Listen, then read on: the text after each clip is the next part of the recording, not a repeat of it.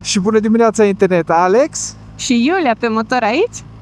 Ne-ați regăsit la o tură de duminică dimineață, o tură mai scurtă ce-i drept săptămâna asta, pentru că tura de săptămâna asta nu este despre destinație.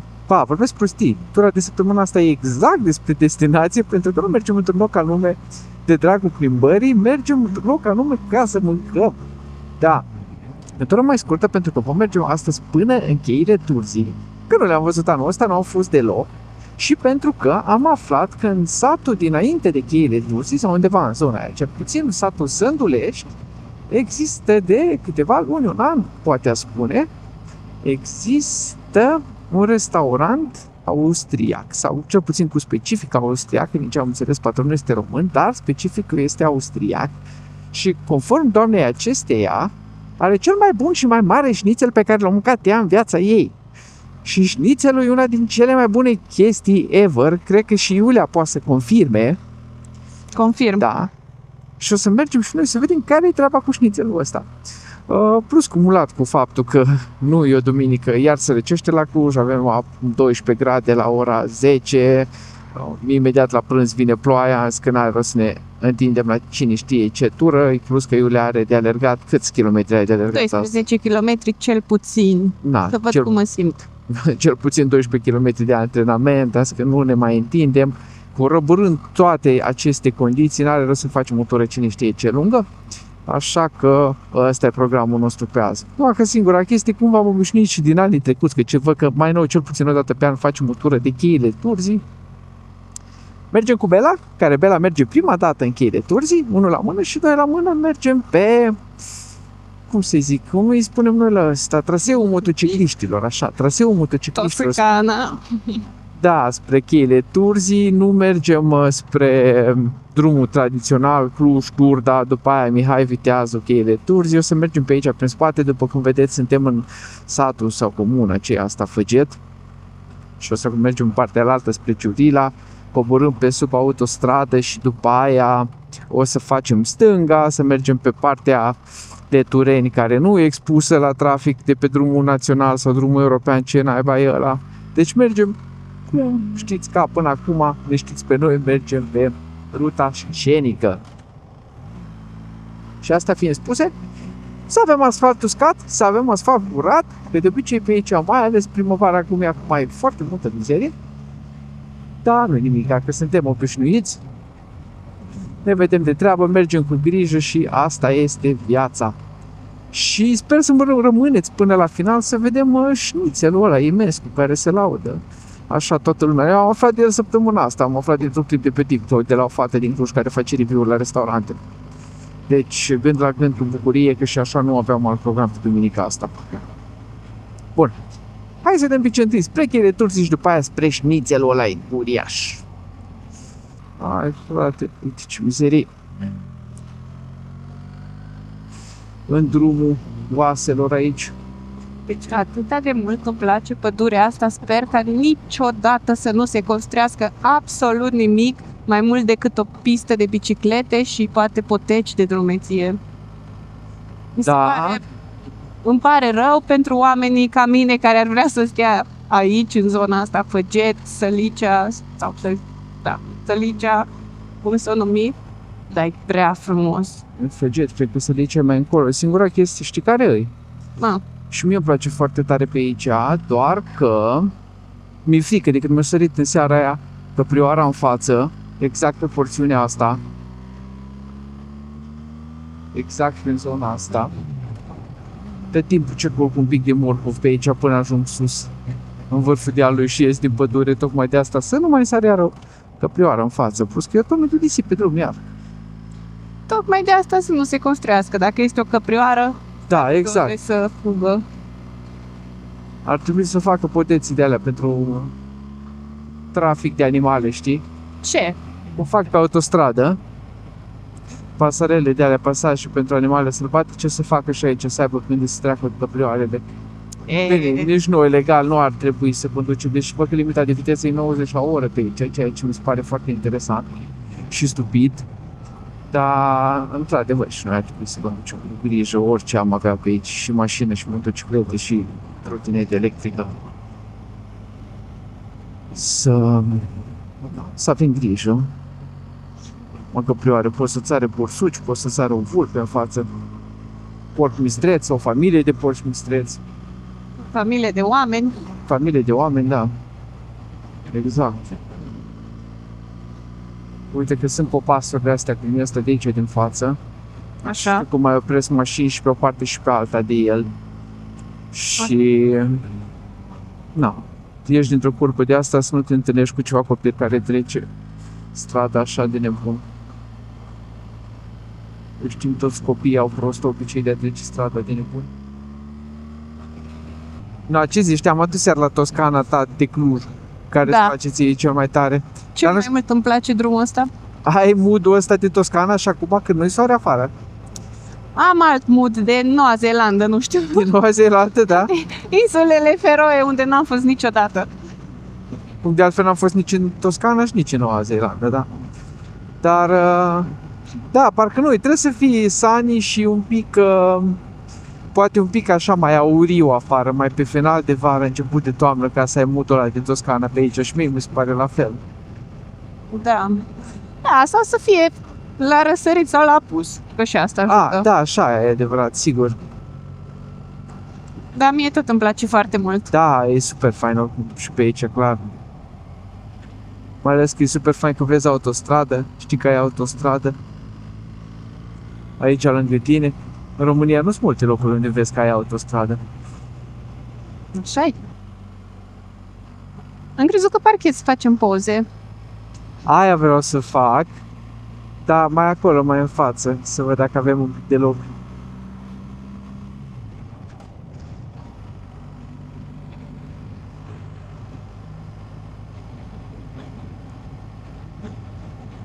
Și să se vadă așa cheile în spate, fără camioane și copaci. Da, nu, practic avem view, vizibilitate. Nu, acolo era. Păi da, dar acolo erau tot case și de astea.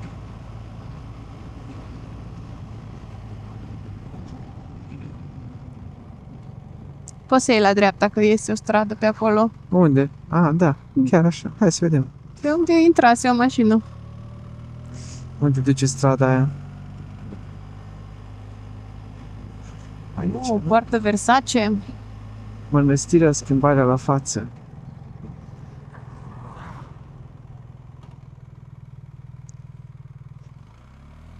Wow, ăsta e bivol? Uai, ce frumos e.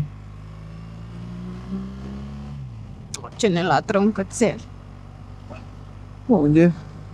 În dreapta era. Uite aici. Stai așa. Bă, ce pasager ai. Că întorc. Ia să vedem unde am loc să întorc. Uite, ți un iarbă Ce vânează. negru. Negruțul vânează, da. Dar n-am fost niciodată pe ce păsea o piatră în gură. Ciudată e vorba asta. Mie îmi place. Îmi imaginez cum îți dă cineva o piatră în gură. Vizităm și Petrește de jos. A, ce faină cu aici, cu ocazia aceasta. De aici nu mai vedem cheile. Eu nu? Da, nu-i problemă. Că e drum frumos. Da, și numai un pic în față, mai trebuie să mergem să întoarcem.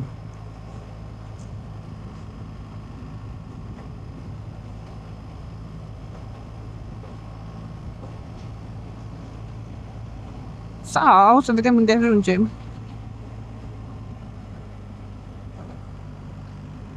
În Petrești de mijloc. Probabil Petrești urcă în partea aia. Uite, duții! Ce Uite drăguț. câți iezi! Iubiții! Mă tem că ajungem și trezim tot satul. Ce faci? Trezești satul? Da, mă tem că ajungem și facem gălăgie și trezim tot satul acum. Tu, băiat scump de oraș. Tu crezi că oamenii la sat dorm la ora asta? E duminică, Ori la măi. biserică? Păi Ori da. la bară la spital. Am oprit aici să facem niște poze în zona asta. Bine, nu, asta e interesant. Deși e frumoasă casa omului, n-am treabă. Dacă avea ce vedere faină spre cheile Turzii. Asta e practic în spatele la unde vrem noi să ajungem, dar nu știu dacă mai ajungem azi. Crezi? Da. Vezi că vine mașina, Alex. Și ce? Eu să văd, el să mă vadă, că eu sunt mare și negru și în drum. Și ziua afară.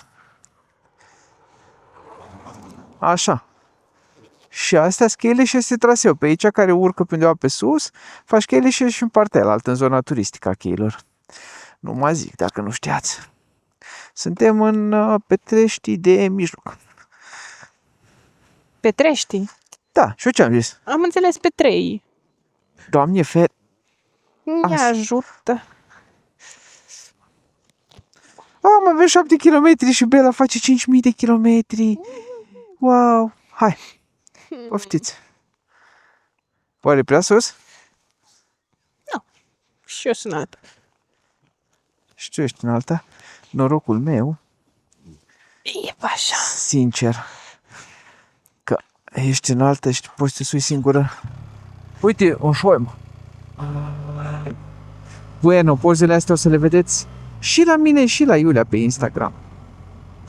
Care sunteți pe Instagram și ne urmăriți. Care nu foarte nasol, pierdeți o grămadă de chestii faine.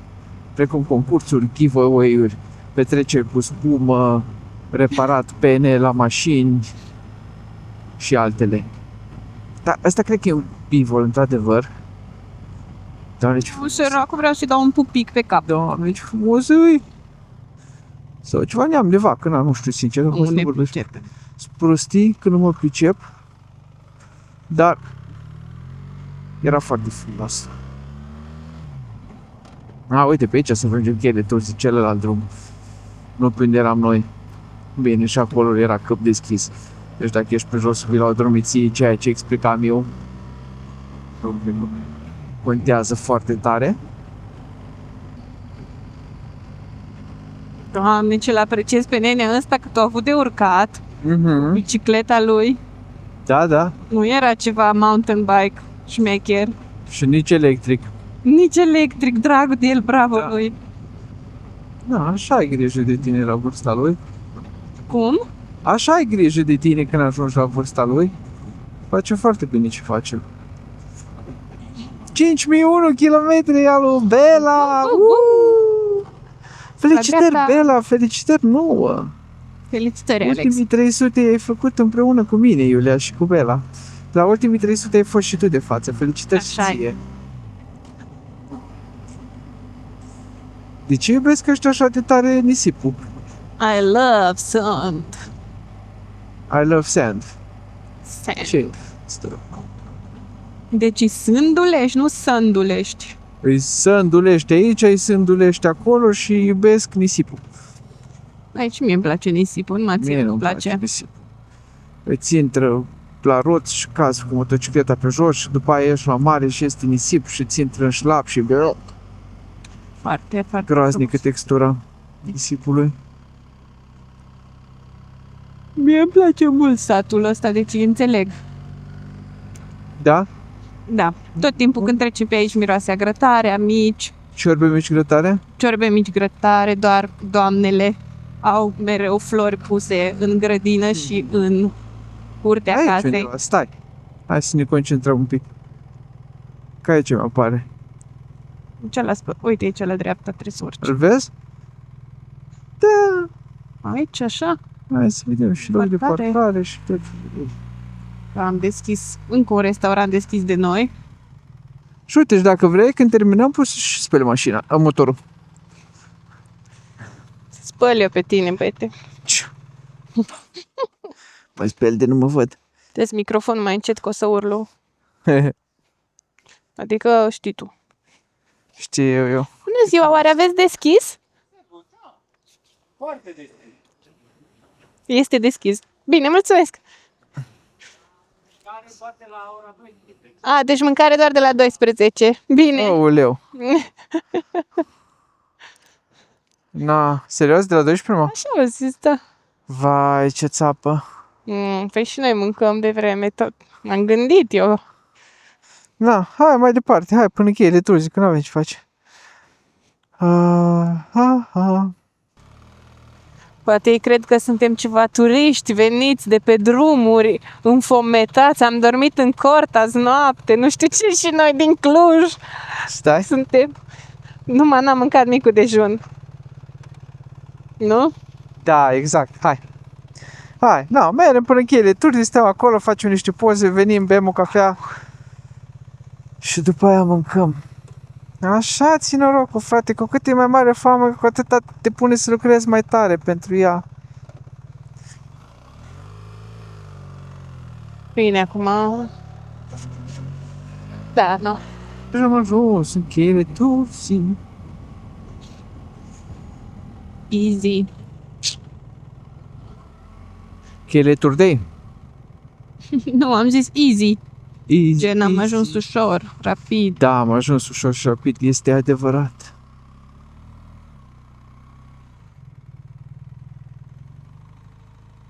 Că parchez cu botul în vale, ia să nu parchez cu botul în vale, că după aceea trebuiască să mă tragi. Stai o secundă.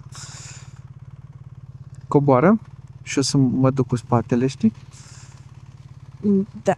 Că e pântic aici. Vai, ce ușoară motocicleta asta după ce te dai jos de pe ea.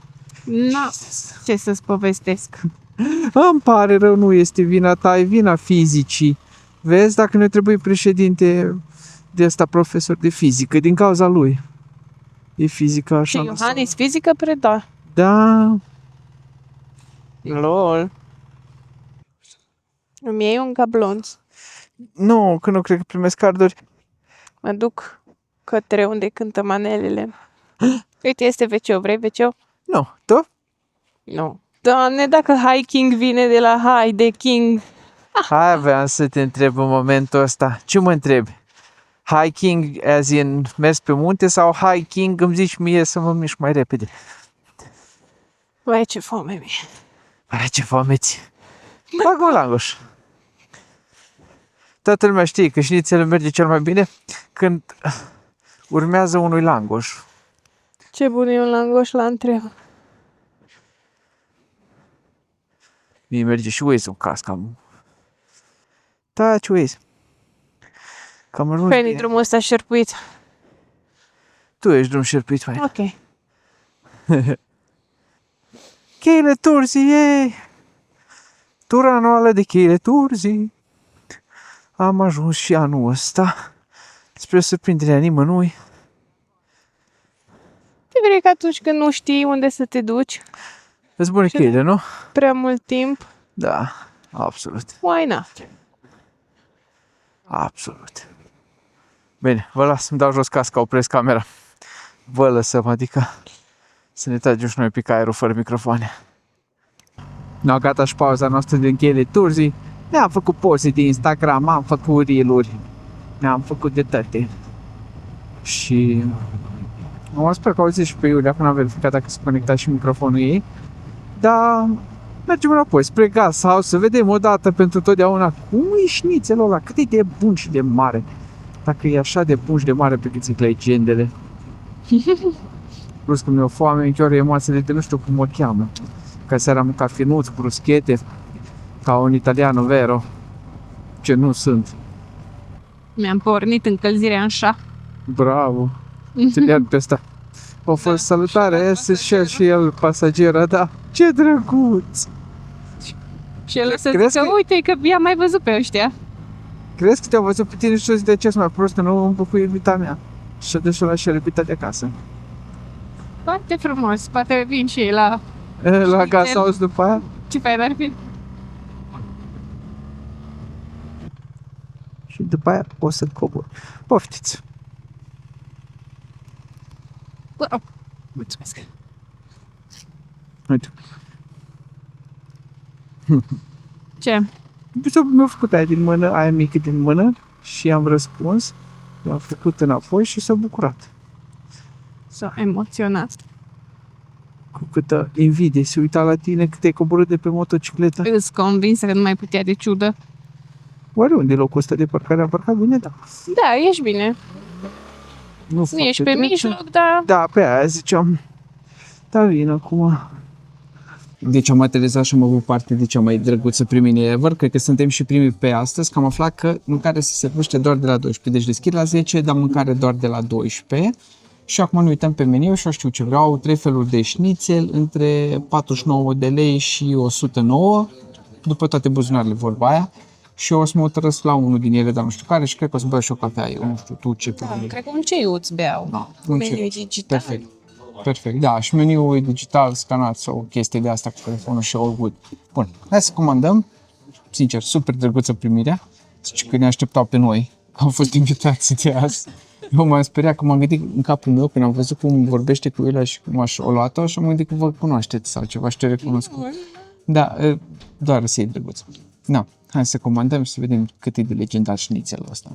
Deci am crezut că ne-au adus porțiile astea două, de fapt sunt pentru tot restaurantul, dar se pare că fiecare e de o persoană. Cum să vă arăt comparativ?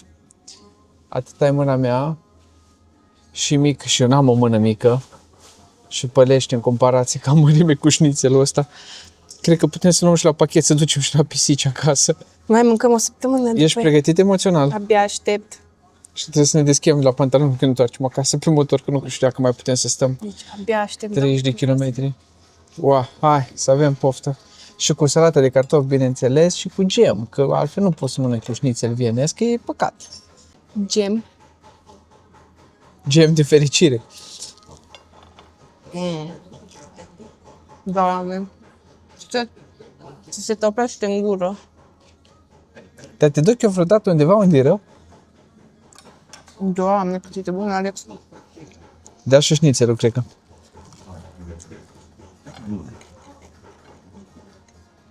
Șnițelul e mâncarea mea preferată, una din mâncărurile mele preferate, sincer vă zic.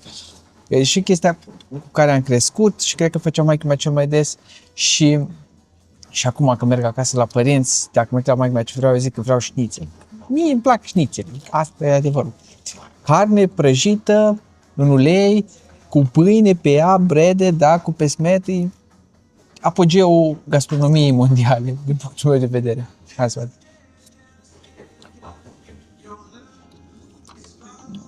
Gemuleț.